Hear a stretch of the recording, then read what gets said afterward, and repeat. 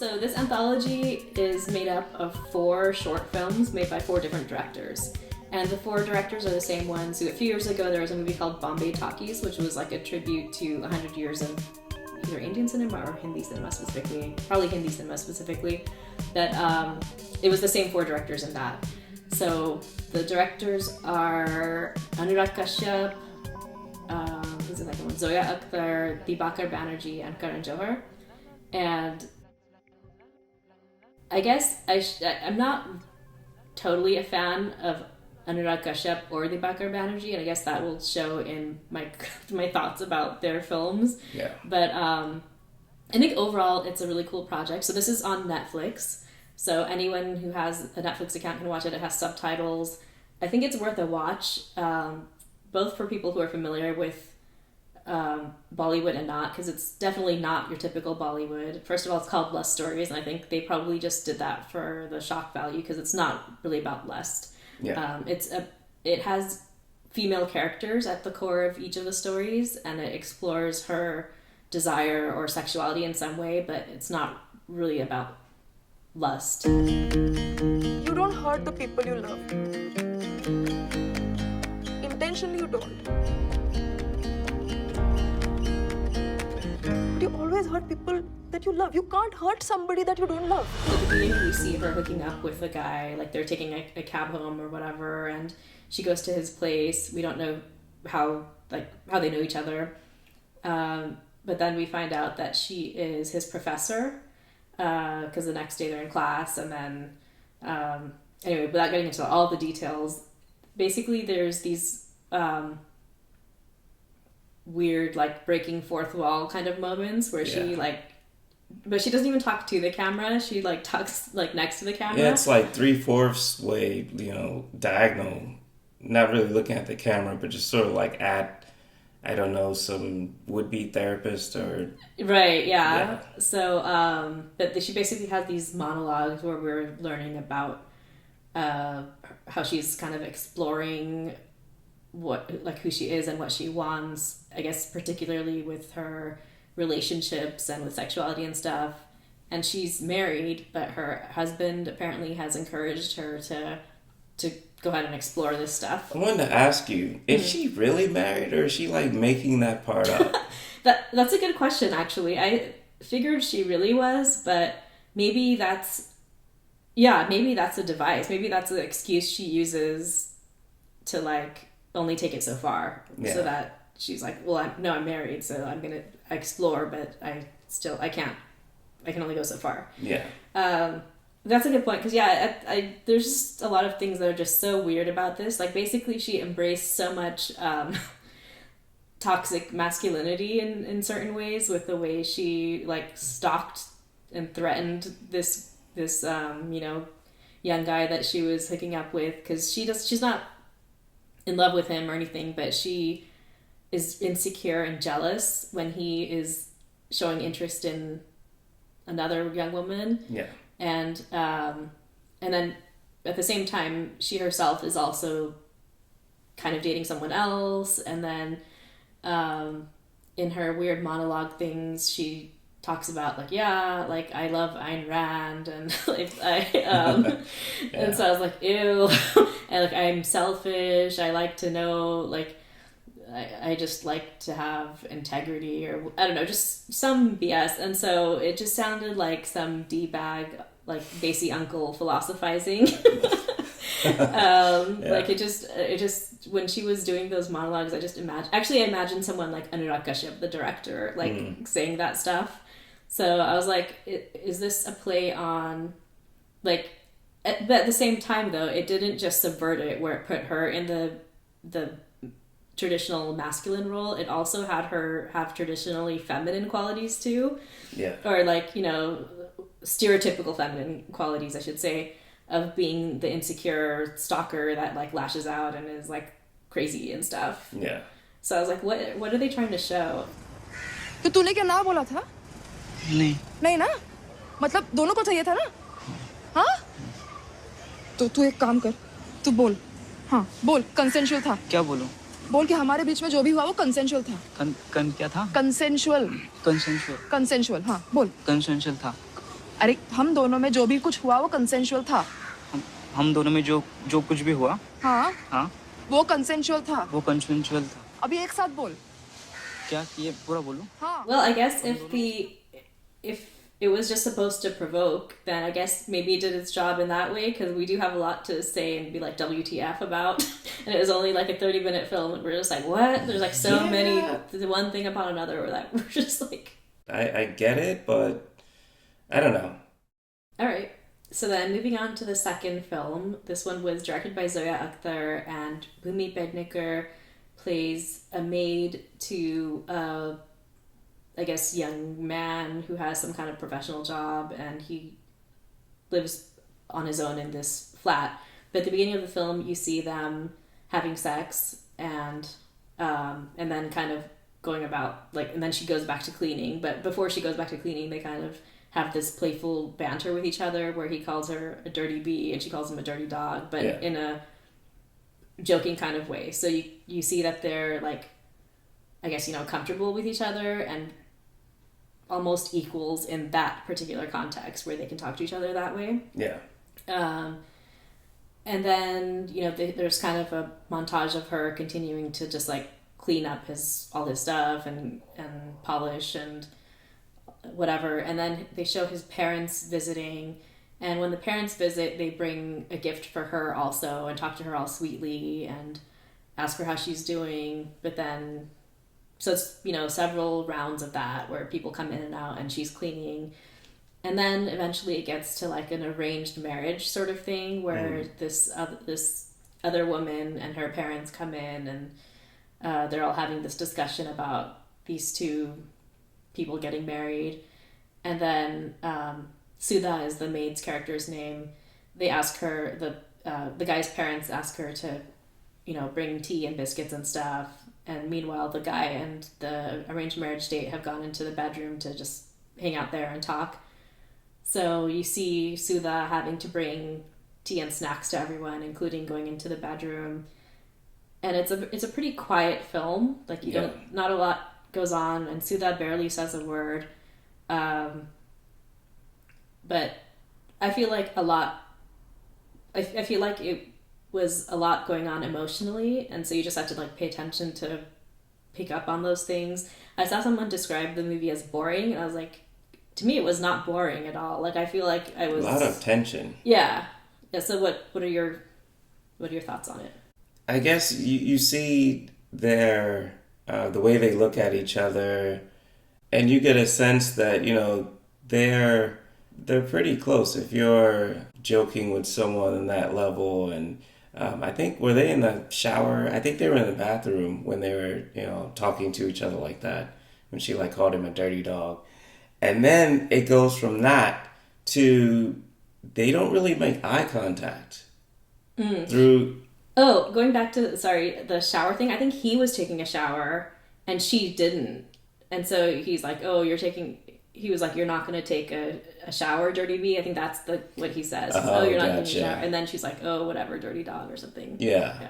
Anyway, go on. So yeah, that's like, it seems like the last time they even make substantial eye contact. I think when his parents come, he's sort of just talking to his parents and having their chai and snacks or whatever, and she's just sort of quietly in the background and not even like looking at him, kind of like, you're not even going to pay attention to me. She's just kind of like, this is how it is, I'm just going to go about my duties, take my gifts whenever they give them, and then leave. If the interpretation of what her emotion is purposely sort of ambiguous that way, to me, like you said, I took it as an FML sort of thing, where it's like my work, I'm expected to just make everything look pretty for this guy, clean up everything, even go to bed with him and satisfy his cravings in all ways. But I know my place, sort of thing. And so there's this whole facade of the nice liberal family, because they show him and his parents to be very kind, and almost treating her like family in the way that they bring her a gift also and stuff. But there's an unspoken boundary that just would not be crossed. Like, there's no way that she would be the daughter-in-law. Right. There's no way that that would be her life. And so, yeah, I thought it was like an interesting film. I think I would want to watch it again too, to see like if there were other little things they put in there. Because actually I didn't think about the shower thing, because that's another, maybe going back to like our discussion about Gala and this whole notion of like what's pure and impure. And I wonder if that's that was done purposely also, where she like didn't get in the shower. Yeah, and I think they made her darker in this film than I mean, I don't know when I've seen her before. I think I've seen her in another movie. I've seen her in a few things. I can't remember if we saw anything together that has her in it. But I don't know. She seems, from what I saw on, I searched for some images online, and I guess a lot of people are all over the place as far as skin tone, depending on where they're at when the picture's taken, how much lighting is used. But for this film, I felt like they purposely made her darker because she's a maid. Probably, yeah. And so that's another, colorism issue in Bollywood too, that some Nandita Das, who was a bigger Bollywood star in like the 90s and stuff, has talked about that, how when she would be offered roles where she's supposed to be upper middle class, they would want her to lighten herself. And so I don't know if it's the same with Bhumi Pednekar, or maybe this is her real skin tone, and then they have her become lighter if she's supposed to be a city girl or something. Gotcha. Which that's, pretty annoying, because if that really is her skin tone and she is a city educated person, like there are people who have all sorts of skin tones all over the place, but for them to like associate certain colors and occupations and stuff, that's interesting. Moving on to the third film, I don't know. I'm just not enjoying. And I feel like, am I missing something? And literally, I feel that way. Like when I watch these movies, like, am I missing something? Am I not connecting some dots that would, not that I have to understand everything, in black and white, but I feel like sometimes you may not understand something, but you get the essence of what it's about. Mm-hmm. The third film, WTF. Seriously, I have no idea, like, what is happening. So, yeah, I don't know. What do you think? I agree. I really have no idea what that was. So this one was directed by Dibakar Banerjee. I don't know how many other things he's directed before, but the only thing I've seen of his was, I guess, an indie-ish film called Love, Sex or Dhoka. And so that was basically an interesting concept where the whole movie is just security camera footage, like, supposed to be scenes from security camera footage that are put together. So you see, different types of scandal that happens. But it just felt like it is a movie that supposedly called out different forms of exploitation, but it kind of felt like it also exploited in the process. And so I don't know, something about it just felt gross to me. So when I knew that this movie was directed by him, I was like, what's this perv gonna be up to now? Yeah. But there was nothing like, that I felt was exploitative or anything like that in this. It was just weird.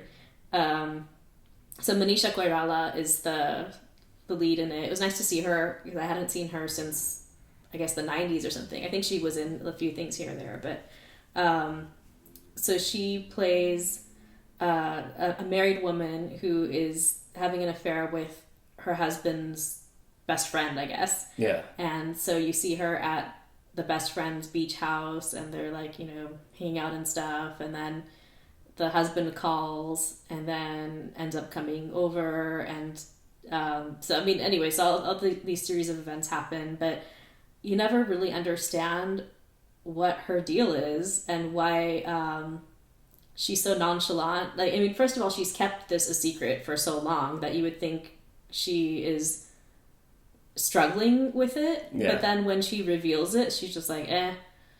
Everyone's so nonchalant in this movie. Yeah, and the husband also just like, because he seems so irate and worked up when he first calls too, right? Because he Right. first calls the friend actually and is like, yeah, what's going on? I don't know, where's my wife and all this stuff. And then he calls her and then, knows she's lying when she first says she was with her friend. Yeah. And he's all worked up. But then finally when he does come over and then when she tells him, he's like, oh, okay.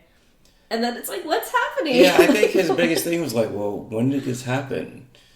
Everyone was just so cool in this movie. It's kind of like, do you care? Well, actually, the friend cared, right? He's the only one who seemed to care because he like didn't want he was telling Manisha Koirala's character like, oh, don't say anything to him. It'll ruin like your marriage and it'll ruin my friendship with him. So he's the only one who seems to care. And is that Yeah, but I felt like even his freaking out was not really freaking out. I felt like everybody, I don't know, did they like have some, downers before right? they begin filming? I don't know. I felt like everything was just very subdued. And it kind of made me like, should we as the audience care too? Like, I mean, if people are just kind of like, I don't know. Yeah, except if you want to talk about the end scene. Oh my gosh, the end scene. See, the endings. I have a problem with all the damn endings.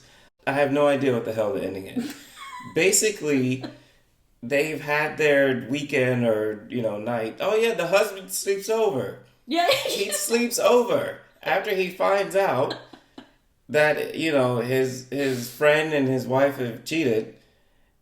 Okay, I'm tired. Let me just stay here. No, I feel like that's when you either burn the house down and leave, or, you beat somebody up and then leave. But the bottom line is you leave. You don't stay there like, I'm tired of this.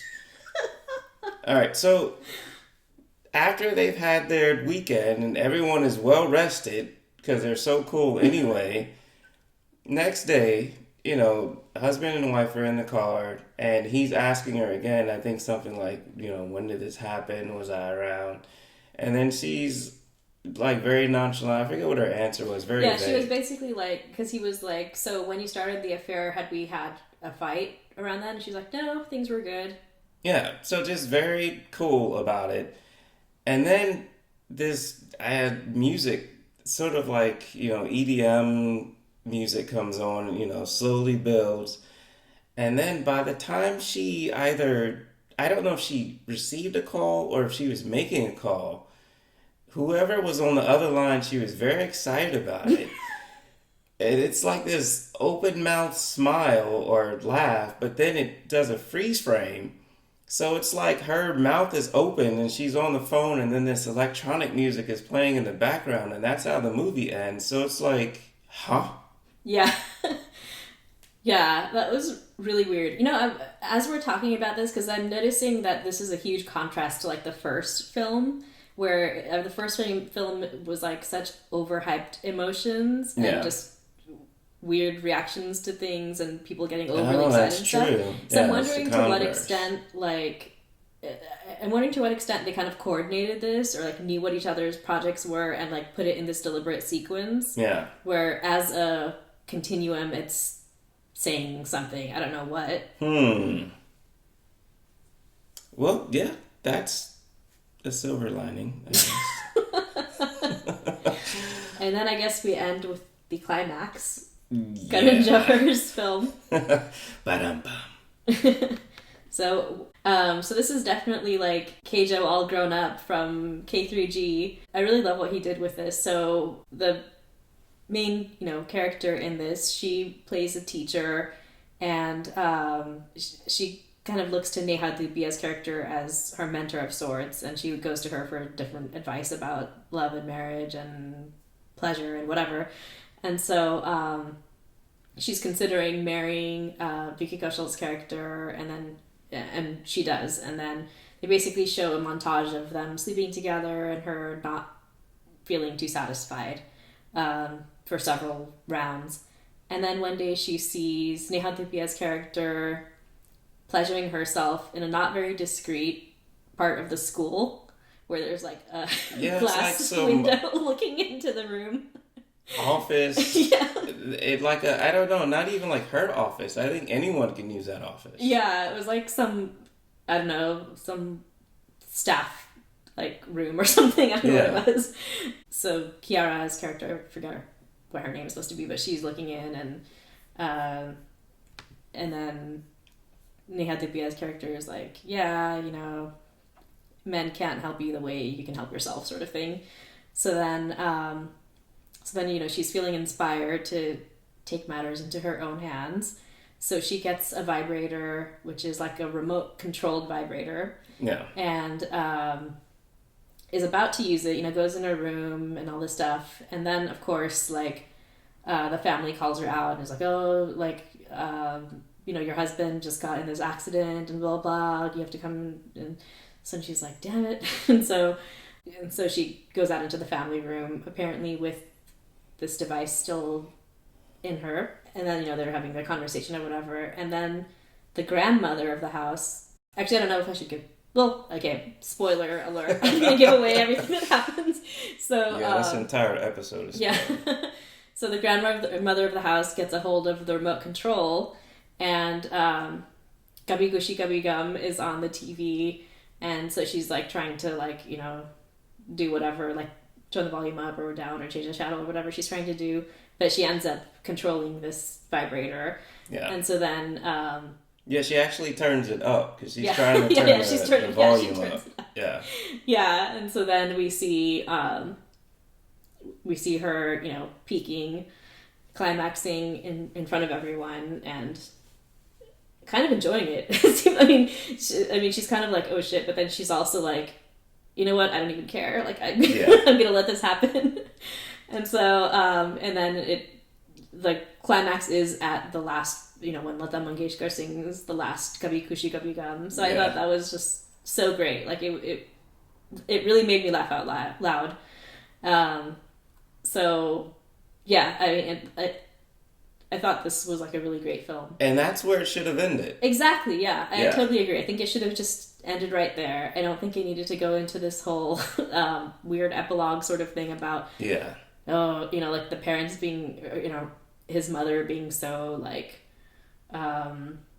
offended and talking about how they should get a divorce and all this stuff. Yeah, because didn't she say, like, it was a family matter? Yeah.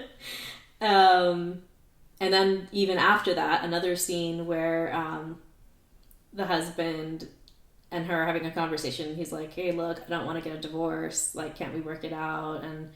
Or like saying, you know, I'll forgive you or something. And then she's like, no, I didn't do anything wrong though. Like, it's not, the setting was wrong, but like, it's not wrong for me to, like, you know, want to have desire and to seek pleasure, basically. And then I guess it ends with him feeding her a spoon of ice cream, because I guess in the beginning at some point she said something about how she wished she could share ice cream with someone or something. Yeah. So I guess it's showing that he's now going to be more attentive to her needs and stuff, which I guess is sweet, but I think it should have just ended on the vibrator thing. All right. So moving on from that, I guess overall thoughts of the whole collection of movies. I think it's worth checking out. One of the critics who discussed it said that you actually have to watch, like, that she really recommends watching it all in order, because I guess since it's Netflix, you can kind of flip around and watch it in different orders. So I still don't really get why you need to watch it in order and what the significance is of how they all play off of each other. Yeah. So maybe we should watch it again. Also, we didn't really pay attention to the beginning credits. There's like a whole all these illustrations or animations or something, and we weren't paying attention to that, so I kind of want to watch that again too. All right. I also want to watch all of these again. Well, I already have seen Vire the Wedding twice, but I want to see Kala again too, and I also am motivated to, like, learn more about different things that it touches upon.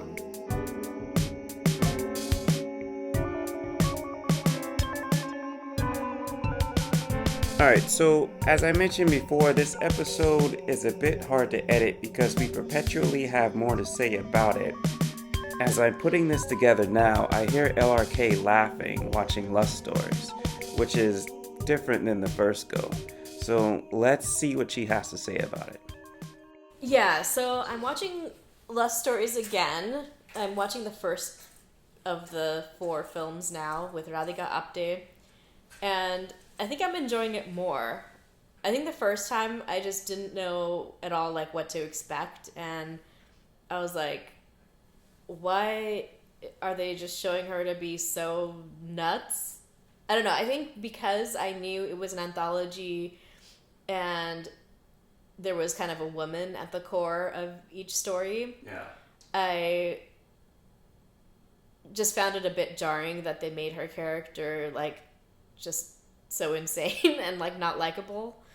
Because I was like, here's the opportunity to show lust stories like from a woman's perspective, or at least somehow being uplifting to women or something. And I was like, what is this? Like, and they have her say things that are stereotypically like things guys would say or whatever.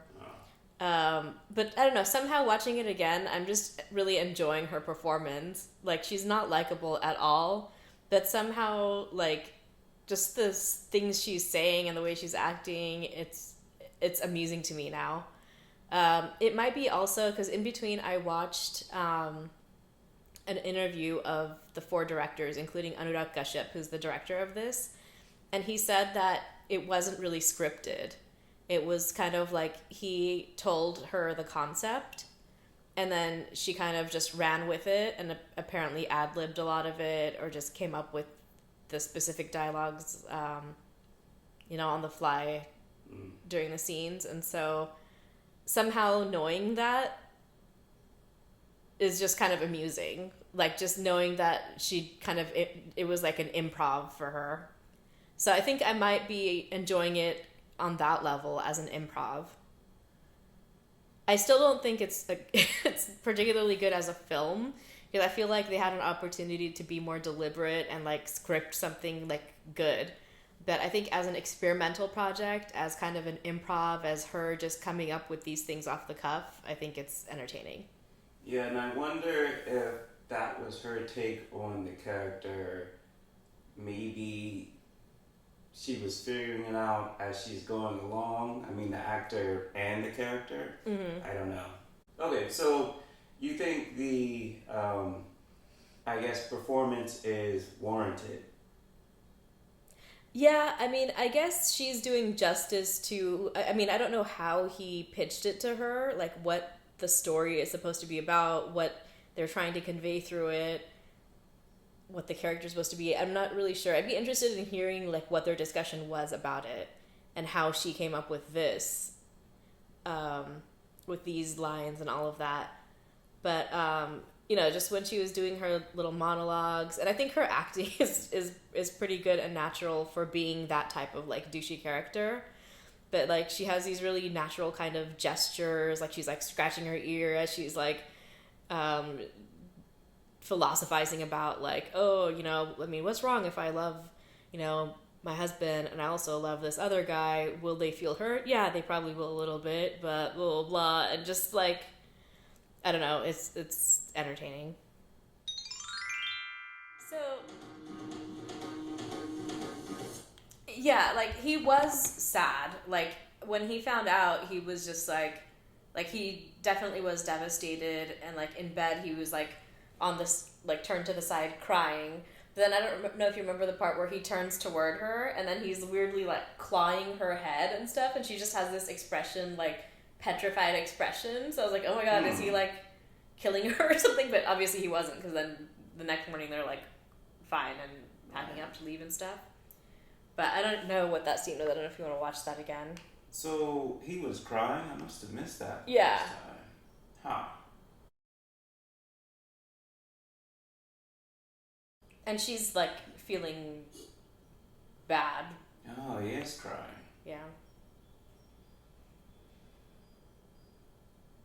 And I guess like from the earlier dialogues, I took it that she, like, they kind of got in a fight on the phone and he was just being an asshole and basically putting her down and being like, what, you're nothing on your own, you can only be anything because I allow you to be. And so I think she was just like so over it, and then she was like, okay, fine, I'm just gonna do what I can to break his heart now. No, I guess he was feeling the feels. Mm-hmm. But then what is this scene?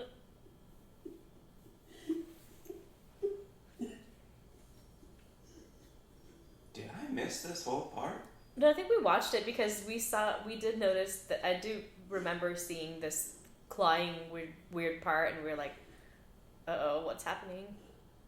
Like, look at her face. Yeah, this does look a little weird. Why is it just claw hand? Yeah, doesn't it look like he's strangling her or something? I don't get... Yeah, it's going that way. It's like jabbing her in the eye. Yeah. And then she's all calm the next morning. Alright, so maybe I was a little harsh on that part. About him staying over. Yeah, he did mention, before he knew, he mentioned, oh, I drove all the way here, like, so I guess it was a long distance, so he was planning to crash anyway. Okay, so maybe they were a bit more emotive than I gave them credit for. I still think the ending is like, what the hell? Yeah, I didn't get the ending at all.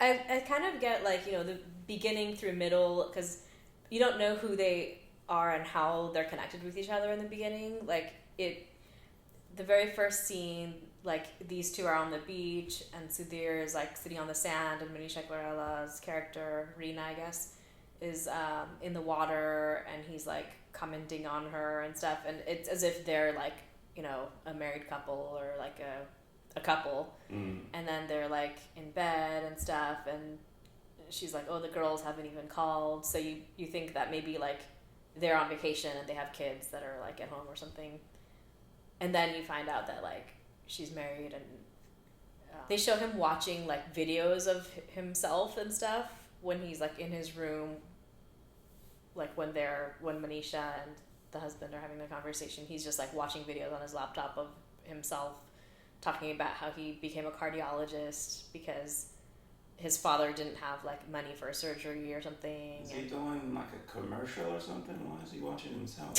Yeah, I don't know. Huh. I guess maybe he's just looking at old interviews and, like, just reflecting on stuff. I don't know. I see. But he's, I guess, thinking about how he became a cardiologist, and then he at some point says something to the effect of something about a reversible condition, like, oh, it's reversible, you just have to start taking care of yourself.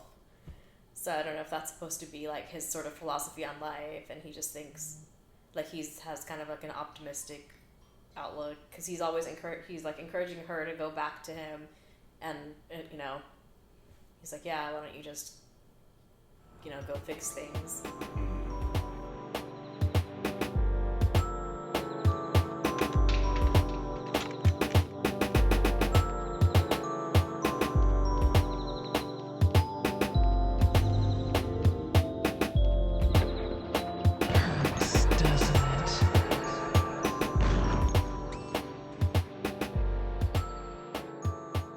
Alright, so let's get into Geets. LRK, what do we have this time? I haven't really prepared anything specific. Okay. But I thought, since there's these three great diverse projects that we've seen, that we've talked about, Gala, Video Day Wedding, and Love Stories, Yeah. we can maybe talk about the music, the soundtracks that went with them. Okay. I haven't really listened to them other than while watching those films. I don't know if you have, but I guess since they're all fairly new and we saw them all recently, we could just give our overall impressions of them. Okay. So this was at the beginning of the movie, I think. Dope Daddy, Stony Psycho. I don't know if that's one of the rappers that... It says the singers are Hari Harasuthan and Santosh Narayanan, but one of the writers is Dopa Delish and Arun Raja Kamaraj. I wonder if that's Dope Daddy, like his rap name. Right, that could be. Black Diamond, the Black Panther, our savior. I'm reading the subtitles. So yeah, I don't know. I'm wondering, yeah, because the subtitles made a lot of references to Black Panther, and they might have said that, but I wonder how much they changed it just because they thought people might get Black Panther, like I don't know, since they knew Black Panther just came out, they thought that, because I've seen like in Bollywood movies sometimes they'll change like Darla Dalal, who's like a chef, they'll make it Martha Stewart, or they'll make Amitabh Bachchan into like Tom Cruise or whatever, you know, like they'll just change the reference. Gotcha. So I'm wondering if they really said Black Panther, but they may have, because Kala means black, and then so yeah. And I guess he's supposed to be like the Black Panther, the savior of his people. So yeah. All right, so music from other movies. So I noticed while watching this again, that the first film opens with an old school Bollywood song. And I did like that. And I think maybe the fact that it opened with that old song made me hope that this film would be like really good too. Because it's like a classic, and obviously this film is in a modern setting, and it's one of the 4 Lust stories, so I didn't think it was going to be like a classic Bollywood kind of look, but I thought it would be like, I think the songs that first song that appeared in the film kind of put me in a mood to watch a movie, so I like that. But as far as the background score, like in the credits and stuff, and as well as in the trailer, I was like, what is this music? It doesn't seem connected at all to like what I imagine these stories to be about. And now that I've seen them, the trailer music is not fitting at all. But yeah, I'll have to sort of watch these films again to see what music they actually have in them.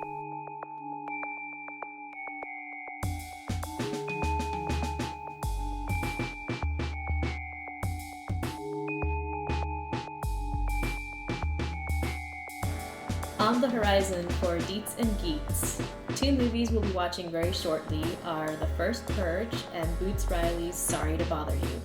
I'm sure we'll have lots to say about those projects, which are both social commentaries of racism.